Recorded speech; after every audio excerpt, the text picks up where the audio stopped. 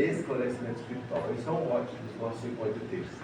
E quando nós falamos de esclarecimentos espirituais, eu não sei se vocês vão se lembrar, quem esteve aqui na terça-feira passada, a gente valorizou o ponto, né, da nossa conexão com o sagrado. E falamos que às vezes o silêncio ainda é a melhor ferramenta. Só que a gente é tão barulhento que a gente não consegue fazer essa sintonia fina, se assim a gente pode chamar. E hoje eu queria novamente avançar ainda nesse diálogo, baseado num ditado chinês, né, que ele fala que a mente cria, o coração fecunda e as atitudes dão vida. É muito próximo, né, do que a gente entende como doutrina do tríplice caminho, que é onde a gente busca, nessa sintonia que eu acabei aqui de me referir, nos conectar com o sagrado. Para quê? Para que a gente consiga, pela nossa capacidade mental, emocional e física, a gente dar vazão aos nossos atributos espirituais. E foi exatamente esse o ponto, né, que nós falamos na semana passada. E quando a gente fala em atributo, vocês vão me ver repetindo isso aqui continuamente, até porque, por mais que a gente volte à temática, a gente nunca esgota. E atributo espiritual para nós, talvez o mais importante dentre eles seja o poder de vontade, que tem muito a ver com a vibração de Deus. Quem não tem vontade já está fadado ao fracasso. Esse é um ponto quase que fechado, né, para os espíritos que às vezes nos mostram o caminho e falam, ó, daí em diante você que tem que trilhar. Mas se a gente não tiver vontade, pouco adianta. E vontade para nós é sinônimo, né, de despertar espiritual. Quando a gente acha que se perdeu, né, todas as possibilidades, parece que não há luz no mundo. Alguns vão chamar essa energia sagrada de Deus, outros vão chamar com os nomes mais diversos. Outros vão dar qualificação muito humana, né, para essa força.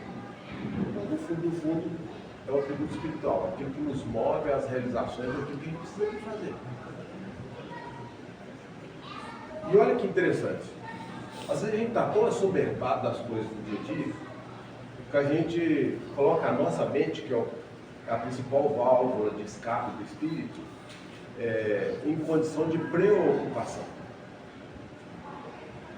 E aí, como a gente não tem a disciplina de examinar, né, o que são verdadeiramente pensamentos nossos ou não, quase que passa despercebido. Então, hoje se fala muito em obsessão, se fala muito em envolvência espiritual, imposto, cada escola vai dar um nome. Só que nós, como seres humanos, nós somos seres dotados de capacidade de pensar, de sentir e de agir. E o principal nosso veículo de manifestação espiritual na nossa condição humana é o pensamento. Só que a gente ainda não aprendeu a disciplina suficiente para a gente examinar os próprios pensamentos e saber separar se esses pensamentos verdadeiramente são nossos ou se são influências, seja por egrégoras já somatizadas na atmosfera planetária, um exemplo claro, né? Ou se é algum irmãozinho espiritual desencarnado que quer nos conectar por intermédio do corpo, ou se são as nossas autopercepções. Como a gente não tem essa disciplina de examinar esse pensamento, a gente mais se preocupa do que se ocupa de examiná-lo. Aí que está chato. Quando nós estamos assoberbados fazendo as coisas automaticamente, na nossa condição de humano, a gente está preocupado, né, com o nosso dia a dia, e quase sempre, acredito que não seja segredo para os que já nos acompanham há mais tempo, quase sempre com os afazeres do dia a dia. Eu até brinco com vocês, quando a gente entra aqui num processo de mergulho interno, a gente tenta sintonizar através da prece com o astral que está presente conosco, a nossa mente se desvia. Você está, pai nosso que está no céu, nossa senhora, acho que eu esqueci a panela aqui. Vocês estão entendendo o que eu estou dizendo? Esses tipos de interferências mentais pode às vezes não ser nosso. Como a gente não tem a disciplina de examinar a fundo o que está nos movendo o pensamento e essa capacidade de raciocínio imediato, a gente mais fica preocupado do que ocupado em saber se aquilo nos pertence ou se não nos pertence. E aonde aquilo vai nos levar. Porque se você faz dessa preocupação uma ocupação em examinar a origem, provavelmente se aquilo não te pertence, você já vai levantar e falar, opa, esse pensamento é meu. Eu não penso desse jeito. E você começa a confrontar esses gatilhos. Que quando a gente está vivendo no automático, são o que quase sempre nos move a existência física. A gente não tem o hábito de parar, se silenciar e tentar examinar aquilo que está. Muito próximo do que Jesus ensinou, né? Orai e vigiai. A gente não faz isso. E quando tentamos fazer, são tanto as interferências, né? Imagina que nós fôssemos uma antena receptora. De fato somos. Como seres sensitivos e espirituais, receptivos. Alguns mais, em maior ou menor grau, mas nós temos capacidade de acusar aquilo que os nossos órgãos de sentidos alcançam dentro da matéria, ainda que para esses que possuem limitação, né, já expliquei isso aqui, tem pessoas que são cegas, são surdas, mudas, tem pessoas que não têm percepção quase as sensoriais básicas que nós temos. Então, elas têm limitações, mas nós temos esses órgãos de sentido para interagirmos com o nosso ambiente, só que o nosso ambiente não é só físico. E aí entra aquilo que a gente vem estudando. Nós vemos no mundo espiritual e vamos voltar para o mundo espiritual. Qual é a única certeza que nós temos? Que nós vamos um dia ter que deixar esse corpo material. Aqui. E voltarmos ao nosso campo de origem, que é o espiritual. E quando nós começamos a nos preocupar com esses pensamentos, transformamos essas preocupações em ocupações, examinamos se nos serve ou se não nos serve, e começamos a limitar os gatilhos, entender isso. Que na sua grande maioria são despertados no nosso dia a dia por ignorância, por ódio, por apegos.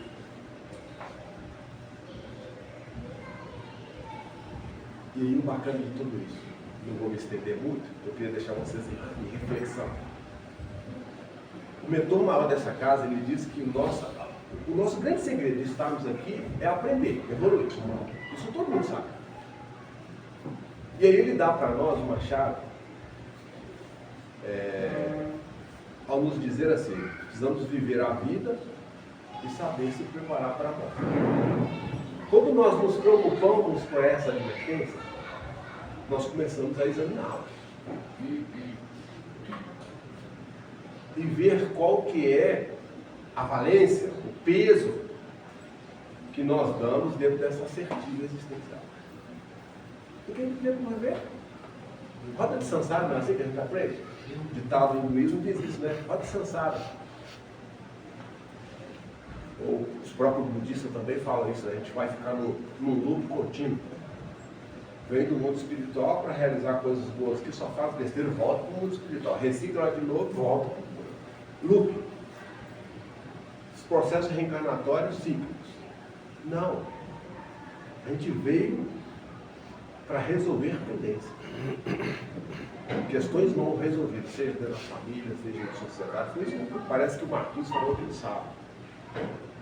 Esse é o nosso desafio. O caboclo vem já antecipando isso há anos, dizendo que o grande segredo da vida é viver a vida e saber se preparar para a morte, para a gente não chegar do outro lado como vazio e não entrar nesse loop que eu estou acabando aqui de dizer. Para ficar mais objetivo, mais sintético, iniciei dizendo que nós precisamos nos preocupar com o pensamento. Por quê? O pensamento é o primeiro organismo de expressão espiritual. Por isso disse aqui a vocês o ditado budista: a mente cria, o coração fecunda e as realizações dão vida. Pensar, sentir e agir. Criamos na mente, fecundamos no coração e vamos para realizações, se não forem pensadas, não podem, com absoluta certeza, gerar produtos bons. Aí entra aquela segunda chave que a gente já falou aqui várias vezes, né? Segredo das boas escolhas. E dentre essa escolha, os bons pensamentos. Tudo começa aqui. Quando a gente percebe que estamos envolvidos não conseguimos raciocinar adequadamente, podem ter, examine-se. Começa a preocupar com os pensamentos que estão vindo e a se ocupar deles para ver se eles são bons ou são ruins. A gente começa a sanear a mente. Mente saneada, mente sã em corpo são é a melhor coisa. É isso. Na próxima terça-feira a gente conversa mais um pouco. No mais, né, quem não conhece o nosso trabalho, espero que vocês se sintam bem aqui, tá? Nessa oportunidade. Quem já conhece, continue aí na sua busca, na sua interiorização, porque é dessa forma que nós vamos assimilando, né, aquilo que a espiritualidade vai nos ofertando. Por isso o segredo, né? Interiorizar para exteriorizar. Vamos ao nosso.